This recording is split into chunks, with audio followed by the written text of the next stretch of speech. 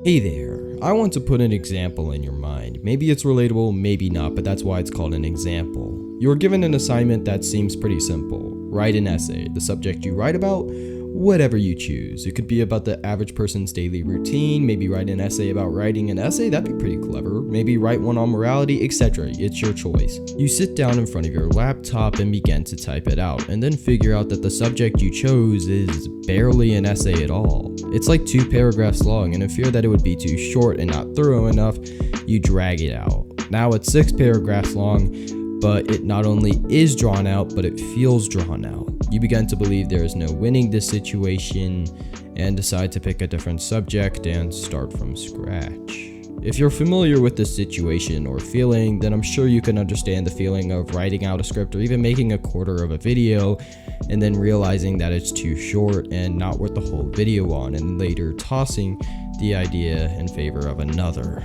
Even before I began to write scripts, I had other ideas for videos that I realized were not worth the whole video on or were impossible to make without them feeling drawn out. I would say that if these videos actually made the light of day, they would have probably only been around 2 minutes. There are many things that go into making a good game. Gameplay, story, graphics, and audio are all incredibly important, but I would argue that one critical thing that gets skipped over is personality. Let's make a comparison between Super Mario World and Sonic the Hedgehog on the Sega Genesis. Now, since it's a video game, you are obviously supposed to play it, not watch it like it's a movie. However, if you just set the controller down in Super Mario World, Mario would just stand there with the same blank expression as always. However, in Sonic 1, he would look at the camera tapping his foot with a different expression on his face resembling snarkiness and a hint of confusion. This was the first major example in the gaming world of something so subtle having such a big effect on people, as this one little thing here created the image of who Sonic the Hedgehog was. A witty, carefree, and snarky hedgehog with an attitude. And thankfully, many developers since have been giving their games and world more of a personality, such as Hollow Knight and Firewatch, or giving their characters subtle little moments which create an image of who they are, such as Battle and jumping out of her dialogue portrait in Celeste. Personality gives these characters and places a sense of realism and tangibility, and it's always the little things that seem to stand out. Mickey Mouse, you know Mickey Mouse, he's the guy that goes what is a square, and he's the face of Disney. But the man not only had his own show, but he also had a game released in 1991 for the Game Boy called Mickey's Dangerous Chase. This was a platformer where your offense was boxes you could pick up and throw at enemies, and your defense...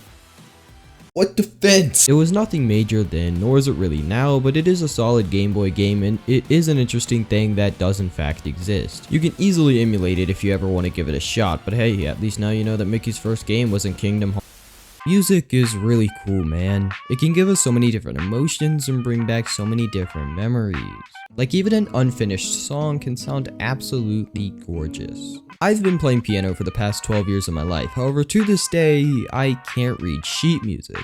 I play by ear, and honestly that may seem like a major con because I have no idea whatever this means, but it also gives me an idea of how things should sound and how I can find the missing pieces and fit them together.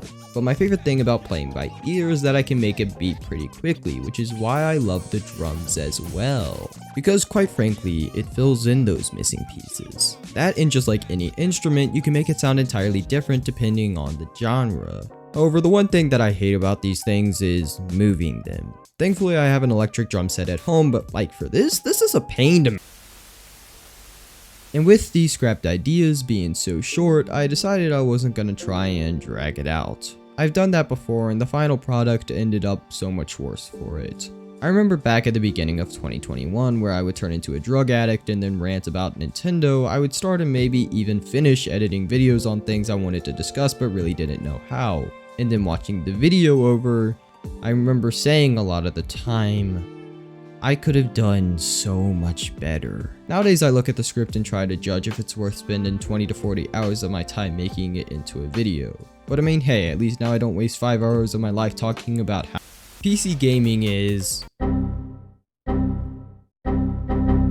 hassle and one that I did not know of when I built my first computer for video editing and gaming. I built my first PC for $500 and then later upgraded it for another $350 because I needed to run Flight Simulator, which demands so much for so little performance that I sometimes want to destroy Bill Gates and his company. Error messages, the CPU or GPU being underutilized, the game crashing, and the PC being loud as your dog at 3 AM for some reason, which gets in the way of recording voiceovers. But even with all of these problems, the pros make these cons seem so little. The navigation through Steam, the power of PC gaming, how customizable everything is. And with these huge problems that would sometimes be deal breakers on any other console, for what you're getting, it's absolutely worth it.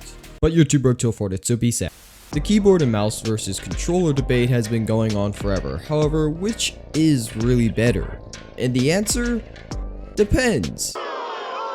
Oh, shut up. Now, for me, if it's a platformer or an RPG, you bet I'm using a controller. I ain't doing this with a keyboard and mouse. However, for FPS games or simulator games, yeah, I'm using a keyboard and mouse. I think the thing that makes controller more preferred is that it's much more comfortable than the mouse and keyboard. Your hands are wrapped around it, it's not all over the place, and so when you're supposed to make a complex maneuver in platformers, it's a lot easier with controllers. However, when you're trying to beam somebody down, it's a lot more complicated. So really, it's not a debate about which is better, it's which is better with what game.